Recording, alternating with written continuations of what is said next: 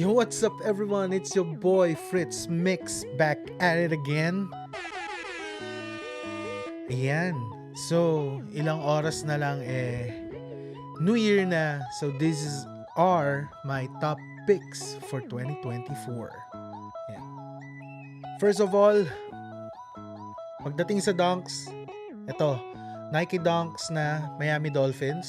Sobrang typical dunks lang. I just love the colorway kasi lakas summer vibe. And then, syempre sa mga Jordan heads na nandyan, we also have the Bread for Reimagined. Yan. I don't care kung ano sabihin nyo sa Reimagined series, pero paborito ko pa rin talaga ang Bread for Reimagined. Madalas ko tong gamitin, especially pagka may mga events. What else? When it comes to basketball, panlaro, topic ko dyan is Book 1. Sobrang solid ng Book 1. Panalong panalo, pati sa presyo, materials, maganda. And support, okay na okay yung Book 1. If you're into low profile sneakers, syempre hindi tayo papahuli. Andyan ang Adidas Samba, pero yung Samba ko is yung yung Day of the Dead Samba.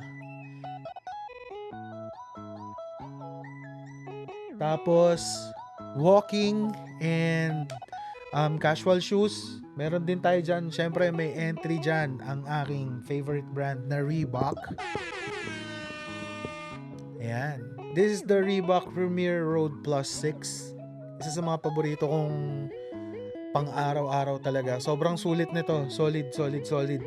Kung ako sa inyo, pupunta ako ng Reebok store ngayon sa Mega Mall kasi yung Premier Road Plus 6 nila naka-sale pa. Shoutouts to you, Reebok Philippines. Eto, kung mahilig kayo ng mga medyo formal, alam ko hindi nyo ako nakikita nagaganon. It just caught my eye. Actually, may hinahan pa ako ng isang pair na ganito, which is yung 1906L ng New Balance. Pero this is what I have. The Vans Skate Loafers. Ayan. Leather yan, guys. Leather yan. Solid yan. Panalong panalo. And syempre, the last but not the least, my favorite pair of all time. Nakikita nyo yan. Meron ako dyan. Meron pa ako ron. Diyos ko. Hindi pwedeng hindi ako magkaroon ng